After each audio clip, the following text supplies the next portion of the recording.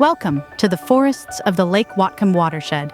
Join us as we explore the Lookout Mountain Forest Preserve to see examples of the types of forested conditions that will be addressed in the comprehensive Lake Whatcom Forest Management Plan. Together, Whatcom County and the City of Bellingham manage more than 13,000 acres of forest in the Lake Whatcom watershed. Whatcom County manages more than 9,600 acres of parklands acquired through the reconveyance process and designated for recreational use. The city manages more than 3,500 acres of lands acquired through the ongoing Lake Whatcom Land Acquisition and Preservation Program. This program purchases land to prevent development and safeguard forests, protecting Lake Whatcom, the drinking water source for more than 120,000 people. The plan will provide forest management recommendations for these lands, with the objectives of protecting water quality, improving forest health, and supporting responsible recreational access. Today, we'll tour different forest stands with our consulting team from Northwest Natural Resource Group to understand the management opportunities and challenges that exist across this vital watershed. Over the next couple of months, we're going to be doing a forest assessment where we walk across pretty much the entire forest, looking at all the different stand conditions in this 12,000 acres. And we're looking for areas or stand conditions that are out of balance relative to the objectives that the city and county have. We're also looking for areas of the forest that are already on a trajectory to meet those objectives. When we take a look at this particular stand, which is at near the Lookout Mountain trailhead, you have a dominant hardwood stand with some conifer regeneration coming into the understory. And we feel this is a stand condition that likely doesn't require any kind of management. Conifers are beginning to establish themselves in the understory, setting into motion the first stage of succession. Eventually, these conifers will succeed the hardwoods, and this stand will gradually develop into a conifer-dominant stand. So this is a great example of an area that we probably wouldn't recommend any management. This stand embodies some of the disturbance history that's occurred in this landscape. It was originally cut by the pioneers, and you can see old stumps, and it was regrown into a second growth Douglas fir forest. It was cut again in the last 40 years and regenerated into this hardwood forest that we see here today. In some areas, the Douglas fir cohort is still established, and in others it's been removed, and it's left behind a mosaic, a patchwork of different stand conditions that is set up to transition into a forest that meets the county and city's objectives in the future. So we're in a very different stand type than that hardwood-dominant stand we started out in. This now is more of a conifer-dominant. We have some mature or maturing Douglas fir and hemlock, a little bit of big leaf maple. But this is another stand condition that we feel is on a good trajectory to meet the goals and objectives of the county and the city. These kinds of older stands are superior at holding water higher up in the landscape. There is a lot of structural diversity in the stand that lends itself towards wildlife habitat. There's good species diversity here.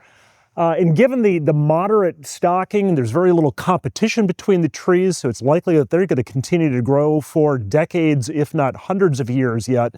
We're also seeing a lot of natural regeneration in the understory. That means young trees taking seed, growing up, and creating this multi-canopy, more complex forest structure, which is very representative of old growth forests, which is really kind of the desired future condition for most of the watershed.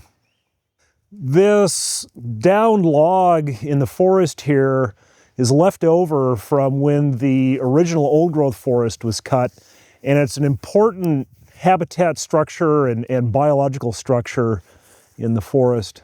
We're here in a second growth conifer forest, an older forest that regenerated after the pioneers cut out the old growth in the early 20th century.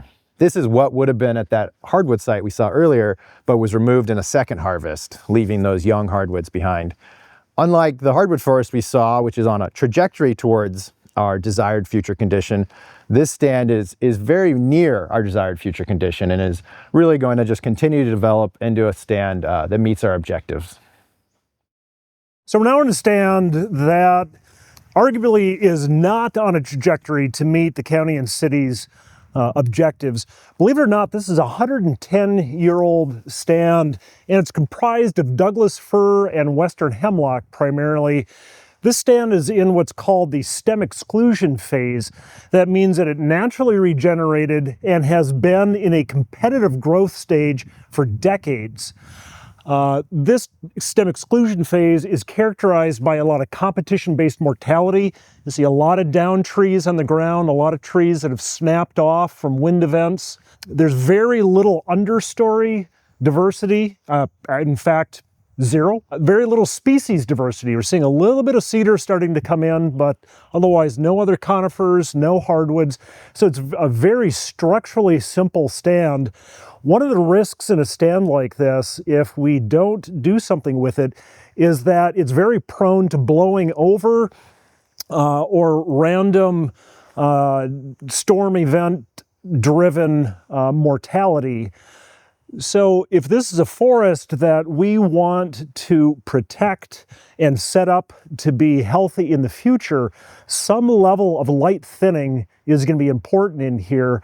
That'll give more resources, sunlight and soil moisture to the remaining trees, allow them to grow bigger, and overall achieve then the structural diversity of the type of stand that we're looking for in the watershed.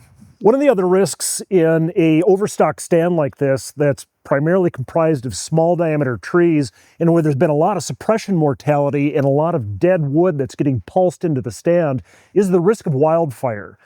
This stand is dense with fuels. You see a lot of the small diameter wood on the ground. There's a lot of small diameter dead trees that are still standing within the stand. Should fire come in, usually at ground level, it's got plenty of fuel to catch here and then could carry up into the canopy, at which point it's devastating for the forest. So relative to meeting the desired future condition for this stand, if we don't thin this, this stand can stay in this overstocked and highly competitive growth phase for decades yet to come. This is already 110 years old and has been in this kind of competitive stage for decades. It could stay in this stage for another 100 years. One of the other issues that we're looking at in the watershed is the suitability of the tree species to a particular site. So take this site, for example. We're on the top of a ridge here, more of a droughty site. Water is going to drain away from this. This stand looks like it is probably 60% western hemlock, which is not a particularly drought-tolerant species. As the climate changes, summers get drier, the stress on the hemlock here is going to increase, and we'll see an increase in stress-induced mortality across this hemlock, which is going to add more dead wood to this forest, increasing fire risk. So again, an intervention here may be that we come in and thin this stand, proactively removing some of the hemlock, kind of accelerating that self-thinning process, favoring the more drought-tolerant Douglas fir, and even then coming back in and planting some cedar or other species that are more suitable for this site. This is a way that we can use ecological forest management practices to move this stand in a direction of greater resilience. So we looked at some stands that don't arguably need any management because we feel like they're already on a trajectory to achieve the goals and objectives that the county and the city has for this forest. And we've looked at a stand that arguably needs management because it's very out of balance relative to its optimal health and ecosystem functions. The stand behind me presents us with a little more of a quandary. It's an older stand that is beginning to come out of that stem exclusion phase. We have a lot of larger diameter Douglas fir here that are suitable for the site, but the stocking density is still really high, and there is a really high component of hemlock in this stand. And this is something we're going to have to take a little bit closer look at to develop rationale for whether we should manage it or should not manage it. And that just presents a series of challenges that we have across this whole watershed. Other challenges that we're looking at from a management standpoint are steep slopes.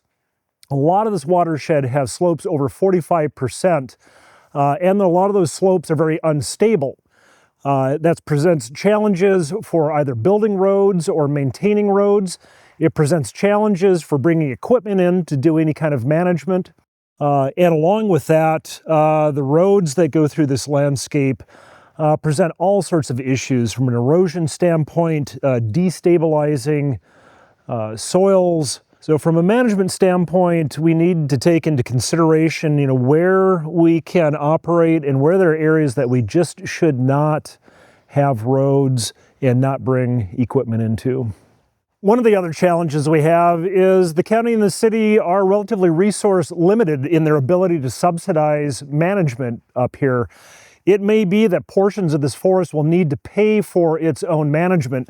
Stands like this that have a high timber value, as we come in and thin to reduce competition and improve resilience, a byproduct of that management is merchantable saw logs that could be sold to pay for the management and improvement of this forest. Forests like these younger plantations that were previously owned by industrial timber managers are common in many parts of the Lake Whatcom watershed, especially in city ownership and to a lesser degree in the county ownership. But we're dealing with a lot of stands like these, so we're asking the question of what kind of management we want to undertake in order to improve their ability to meet the city and county's objectives. Factors such as steep slopes, site access, tree density and health, understory growth, wildfire risk, financial resources, and more will all be considered in the development of the Lake Whatcom Forest Management Plan. This plan will help guide forest management activities that prioritize water quality and forest health for years to come. To learn more and follow our progress on the plan development, please visit engagebellingham.org/LWFMP.